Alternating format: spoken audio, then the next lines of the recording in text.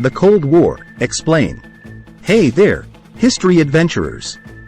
Get ready to journey through a time of tension, rivalry, and the battle of ideologies, the Cold War.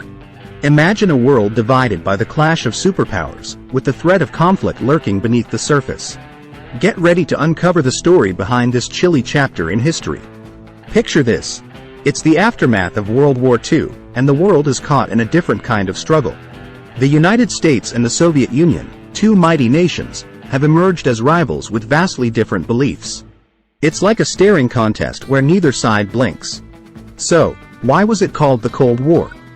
It's like a puzzle with many pieces, but it's called cold because there wasn't direct military conflict between the superpowers. Instead, it was a battle of influence, ideas, and intimidation that played out on a global scale. The story starts in the late 1940s, and it's like a chessboard with nations as pieces. The United States stood for democracy and capitalism, while the Soviet Union championed communism. These opposing beliefs set the stage for a showdown. One major moment was the division of Germany. Imagine a city like Berlin being split in half, one side controlled by the West, led by the US, and the other by the East, led by the Soviet Union. This division symbolized the larger conflict between the two superpowers. The arms race added fuel to the fire. Imagine both sides building up their military might, like a high-stakes game of who has the bigger bomb. The fear of nuclear war was like a dark cloud hanging over the world. The Cold War played out in proxy conflicts too. Imagine countries becoming battlegrounds for these superpower rivalries. The Korean War and the Vietnam War were like episodes in a global struggle for influence. The Cuban Missile Crisis was a real nail-biter. Imagine the tension as the US and the Soviet Union faced off over nuclear missiles in Cuba.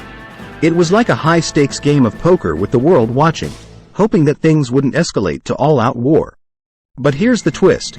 Amid the tension, there were moments of cooperation.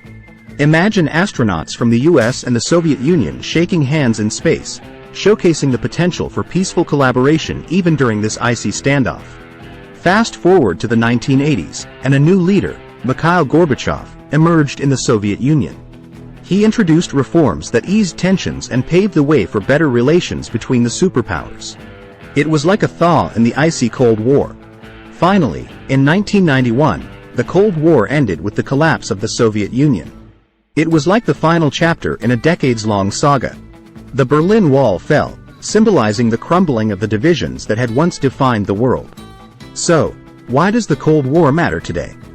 Because it's a lesson in the dangers of division and the power of diplomacy. It's a reminder that even in times of tension, finding common ground can prevent catastrophic conflicts. The Cold War teaches us that the pursuit of peace is worth the effort.